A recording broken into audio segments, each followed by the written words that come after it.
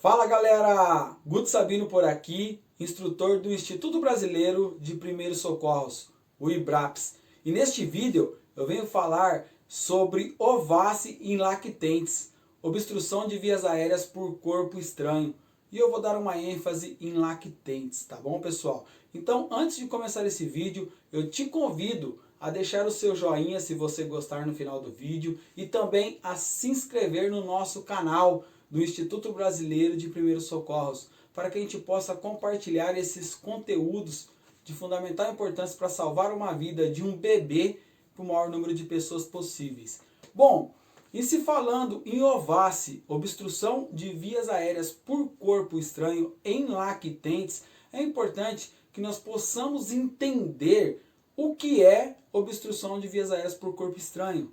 Nada mais é do que quando aquele bebê se engasga, isso mesmo. E nós podemos diferenciar esse engasgo em duas partes. A primeira em obstrução de vias aéreas parcial e a segunda em obstrução de vias aéreas total ou severa. E quando nós falamos de obstrução de vias aéreas parcial, é importante lembrar que neste momento tem uma pequena passagem de ar. Então esse bebê, apesar dele estar engasgado por um corpo estranho ou por alguma secreção, algum líquido, até mesmo leite, ele ainda vai estar respirando. E neste momento ele pode apresentar tosse. E como nós não temos uma comunicação efetiva com esse lactente, o que nós, como prestadores de primeiros socorros, podemos fazer? Veja bem, eu vou pegar aqui o meu manequim de lactente e se esse bebê ele está engasgado, tossindo, chorando, um pouquinho, podemos dizer que ele esteja agitado, eu posso colocar ali uma posição lateral de segurança. E qual é essa posição lateral de segurança? Como fazer essa posição lateral de segurança no lactente? Veja bem, eu posso colocar uma das minhas mãos entre as perninhas do bebê. Ó. Eu vou colocar para que eu tenha mais apoio. E com a palma da minha mão eu seguro o ombro desse bebê. Quando eu segurei o ombro desse bebê, sempre esse bebê ele vai ter a cabecinha um pouquinho mais pesada do que o tronco em relação a adultos. Bebês ele tem a cabeça um pouco mais grande em relação ao adulto. E aí o que eu faço? Depois de eu fazer essa posição lateral de segurança, apoiar com a minha outra mão a cabecinha dele. E aí eu vou angular esse bebê um pouquinho para baixo. Para quê? Para que a gravidade consiga fazer com que esse corpo estranho, esse líquido, consiga se expelir de uma forma mais fácil. Então, por que eu coloco esse bebê sempre com a face voltada para mim? Para que eu possa avaliar e sempre inspecionar a cavidade oral desse bebê. Então se estiver saindo um corpo estranho em formato de pinça, eu posso retirar. Então é importante que eu coloque ele no meu, amparada no meu peito e dê uma angulação para baixo da cabecinha dele, para que eu possa de fato estar visualizando a cavidade oral.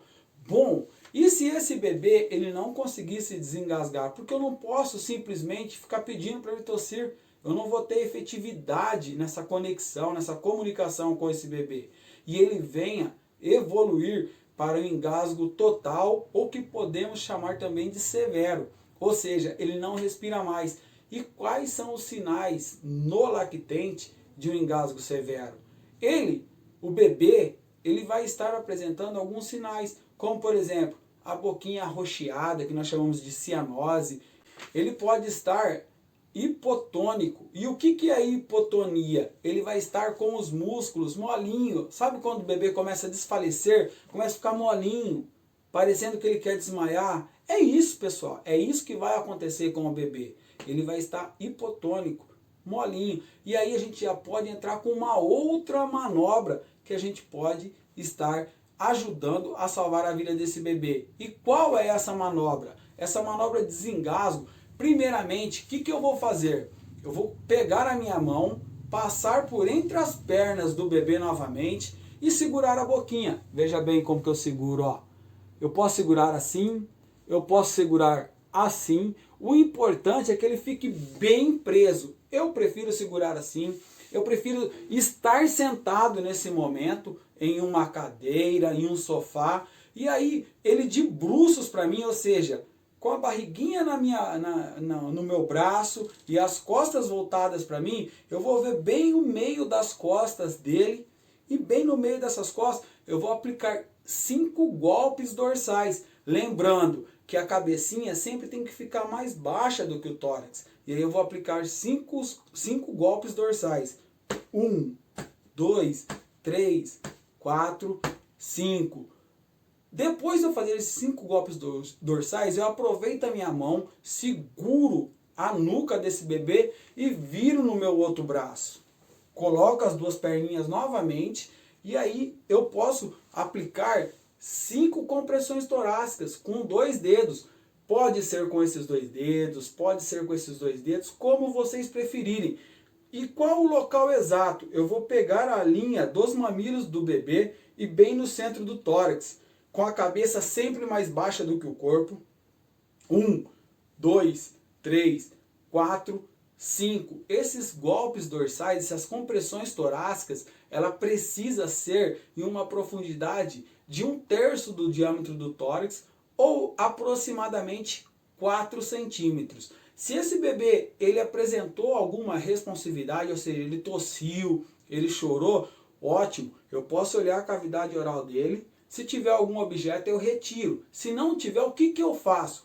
Eu volto para a posição de fazer os golpes dorsais. E vou fazer novamente 5 golpes dorsais. 1, 2, 3, 4, 5. Volto novamente e faço 5 compressões. 1, 2, 3, 4, 5. Por quanto tempo eu vou fazer isso, pessoal? Eu vou fazer isso até que esse bebê ele desengasgue ou até que esse bebê ele evolua para uma inconsciência. Ou seja, ele não respira e ele está inconsciente. Bom, e se esse lactente ele não desengasgou e evoluiu para um nível de inconsciência, é importante que eu coloque ele em uma superfície rígida, que neste momento, se eu não chamei ainda por socorro, eu peça para que alguém chame. Ei, você ligue para o 192 ou 193 e ei, você traga um desfibrilador externo automático. Logo após eu fazer isso, eu posso fazer 30 compressões no centro do tórax. Depois de eu ter feito as 30 compressões, eu vou avaliar a cavidade oral, ver se esse objeto saiu ou não. Se esse objeto saiu, eu posso retirar ele em formato de pinça se ele estiver visível, ou se ele não saiu, eu não faço as buscas cegas.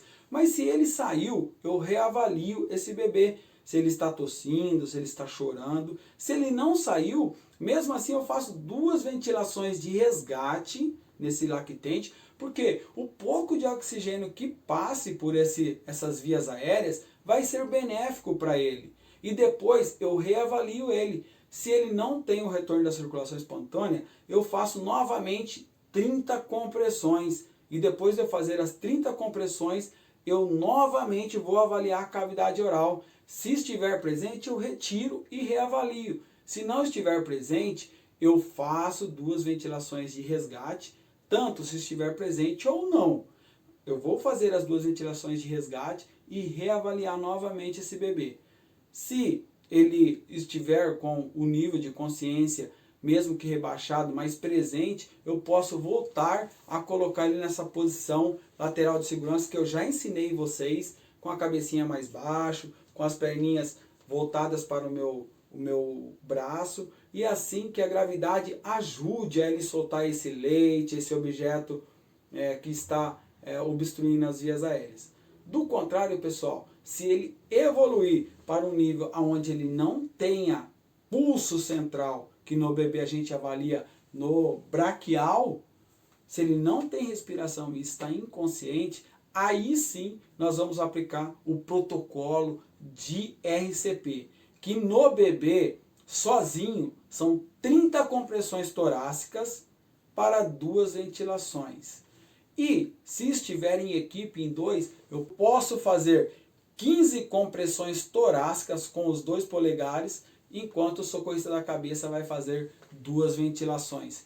Bom, pessoal, eu espero poder ter ajudado. Se você gostou do vídeo, deixe o seu like. Não se esqueça de inscrever no nosso canal e compartilhar esse vídeo com os seus amigos, com o maior número de pessoas, para que a gente possa ajudar a salvar esses bebezinhos tão queridos. Fiquem todos com Deus e até o próximo vídeo.